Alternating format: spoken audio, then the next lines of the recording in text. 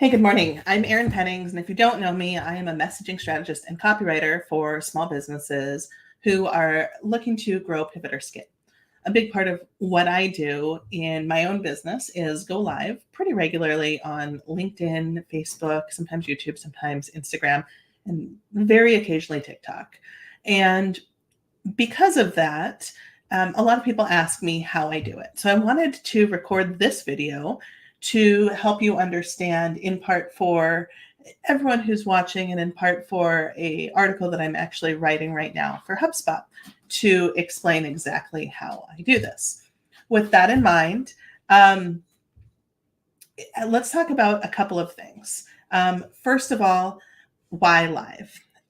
There's a couple things that happen. One, it pushes notifications out to people on Facebook, on LinkedIn, and to anyone who's subscribed to YouTube, as well as any of the other channels. There's usually a live notification that you get when someone's going live. It doesn't always happen as often for Facebook specifically, but the idea is that it gives more people an opportunity to get to know me and understand really what it's going to be like to work with me. And that's one of the beauties of video as a form of communication is it brings you to life in a way that nothing else does. Video, audio, the written word, all combined, video gives you the truest picture of what it's going to be like to work with someone and to really help you get to know them. It's like a great substitution for eyeball to eyeball conversations or even eyeball to Zoom conversations. Personally, I tend to show up best live. It takes away a lot of the pressure to get the takes all completely right, to make sure that, oh, I said there. Oh, a child came screaming through. Oh, there's a cat sitting on my desk who is just off camera right now. It gives me permission to kind of just let it all hang out there, let it all fly, because it's not the end of the world. And that's what makes people real. Today's world is very, very curated. It's very, very overproduced. And in a lot of ways, it's hard to know what's real. And so when you have this live video where you have the real glimpses into someone's life, it really just gives you a sense of who they are as a person. And it's true whether you serve B2B, B2C. Ultimately, you as a human are doing business with other humans. And people buy from people they like. So they also buy from people that they know and that they trust. And video is one of the quickest ways to really fast track some of those relationships. So why, as a copywriter, do I do video? Because copy and the message and it all plays in really, really nicely together. Of course, I think copy is still important. Of course, I think the messaging is still important. The video just adds an additional component to that. And as in video, it also lets me share my knowledge with messaging and marketing strategies in a way that couples with the writing that I'm doing, the other ways that I'm showing up. It also gives me content that I can use everywhere to add value for you, for the people who are watching me. So any single 20-minute video can result in enough content for months. And you'll see in the article, I'll actually link it when it goes live in about a month or so, some of the stats and some of the other ways that people are using live social selling videos to create content for the rest of their marketing, whether it's shorter form video, whether it's blog posts, whether it's social media, whether it's and on and on and on and on and on. You can do carousels, you can do infographics, you can do a whole series of content that's based off of this video. It also lets me test ideas and information. If I'm trying to get the, ideas put together around a live presentation I'm going to do, around an offer, around some of these other things that I want to be talking about, this live video gives me a pretty safe space to test that out. And it also gives me resources that I can share with people. So if people are asking me questions all the time about how to create a live video strategy for social selling, I can be like, oh, hey, I actually did a video on that. You can snag it from my YouTube channel. Head over here. So I kind of touched on why live, why not pre-recorded.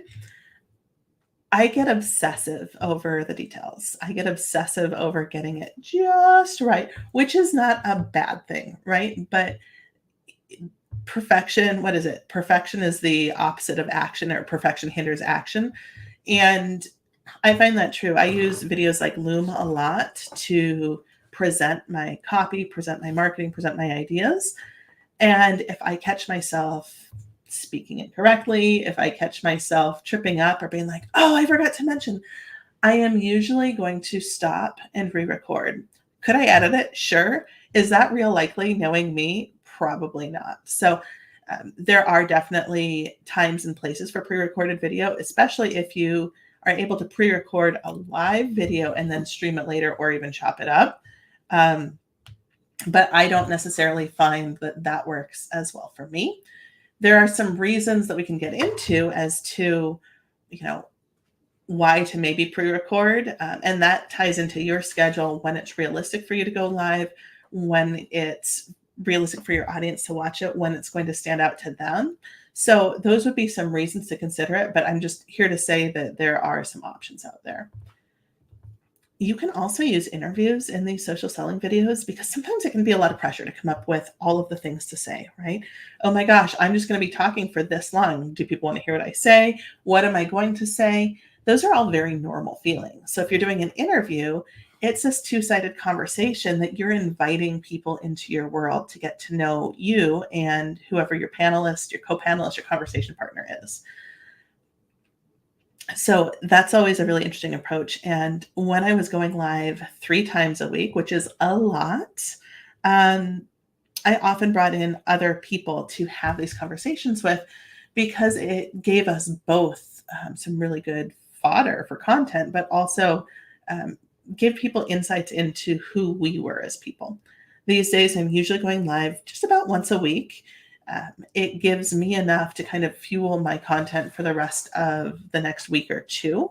And it also, again, triggers those notifications in people's inboxes. So again, whether it's Facebook, and again, Facebook isn't the greatest for some of those notifications, but LinkedIn is fantastic. And again, if you subscribe to YouTube, those notifications are coming up. And you can see this is my real life here. The door alarm just went off because someone came in the front door with the dogs. So that's all how, it's me, it's live, it's real. So how to do it? Let's get into kind of the meat and potatoes of this. You choose a platform. For me, it's generally LinkedIn and Facebook. I sometimes go live on Instagram. I'm more likely to repost this video to Instagram, simply because there's some additional hoops to jump through with going live through Instagram with like a streaming service, which is what I use. So I can go live multiple places at once. And so I use StreamYard. I've used Restream before too. Both are great options. And so then you're just going to pick one and kind of go with it and test it out. Then I want you to get your notes ready, because you absolutely 100% can talk off the cuff, right? But most people need some kind of a note system to keep them focused, right? So that we're not going all the places. So we're not trying to do all of the things and then figure out what the heck we were even saying in the first place. So let's talk about what that means. For me, I like to pick a topic. I like to jot down anywhere from 3 to 15 bullet points. So it's like, okay, what are the main ideas I want to cover, and what are the little sub ideas I want to cover? But I don't script it, because it always reads really weird to me when someone is reading from a script. It just doesn't feel as authentic.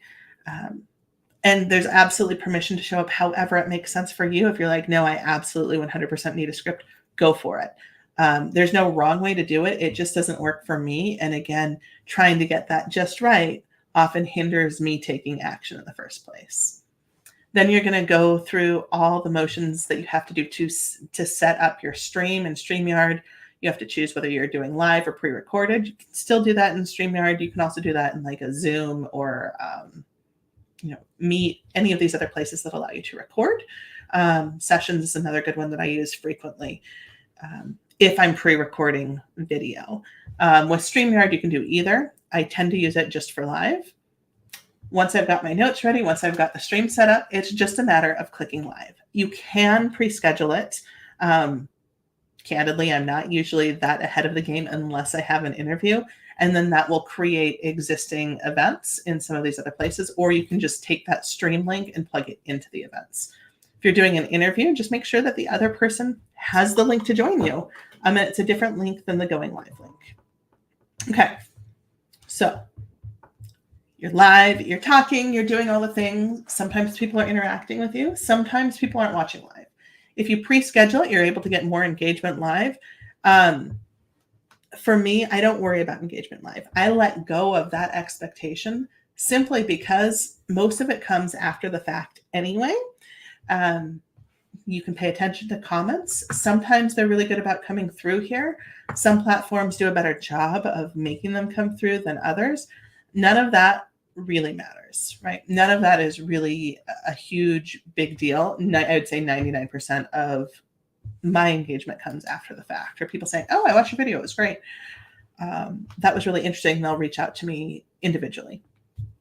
And then one of the most important things to do is to make sure that you actually click end stream when you're done, because otherwise you may end up with something that keeps rolling and you're like, oh, that's interesting. It says it's still live and I finished 15 minutes ago.